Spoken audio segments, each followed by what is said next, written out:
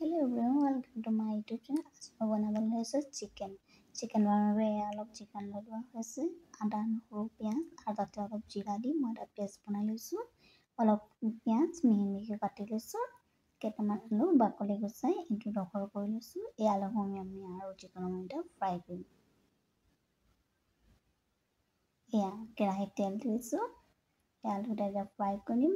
অকণমান নিমখ দি দিম যাতে আলুবোৰ সোনকালে ফ্ৰাই হয় আৰু কালাৰটো দেখিবলৈ ধুনীয়া হয়। আলুবোৰ ফ্ৰাই কৰা হৈ গ'ল। এতিয়া একেটা তেলতে আমি ব্ৰইলাৰ ফ্ৰাই কৰি দিওঁ। তাতে অলপ নিমখ, অলপ হালধি দি চামুচেৰে অলপ সময় ভালকৈ মিলাই দিম যাতে নিমখ আৰু হালধিসমূহ ভালকৈ মিলি যায়। ঠিক আছে, অলপ সময় আমি এনেকৈ ভাজি থাকিম।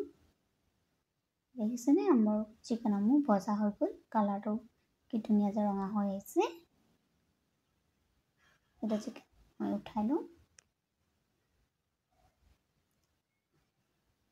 সেই তেলতে আমি কাটি ৰখা পিঁয়াজসমূহ দি দিম। অলপ সময় পিঁয়াজবোৰ ভাজি ল'ম।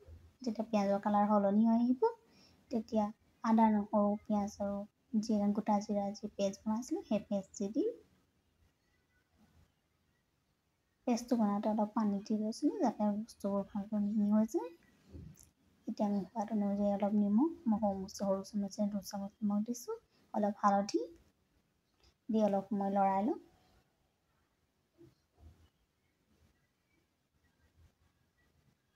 তেতিয়া দেখিব পেষ্টটোৰ পানীসমূহ শুকাই আহিছে আৰু তেলটো ফুটি আহিছে।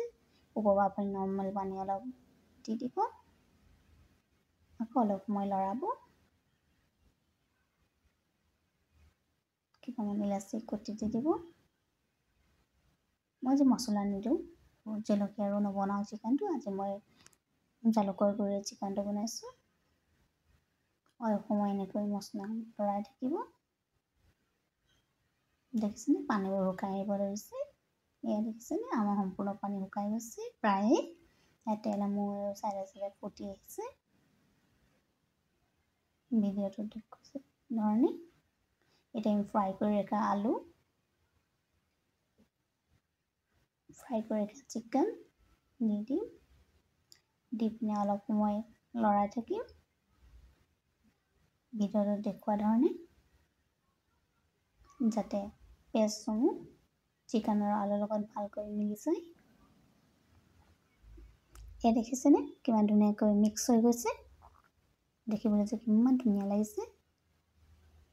আপুনি এনেকৈ এবাৰ বনাই খাবচোন আৰু বনাই খাই মোক কমেণ্ট কৰি জনাব। আৰু অলপ পানী দি দিব, অলপ চামুচেৰে ভালকৈ পানী মিলাই ল'ব।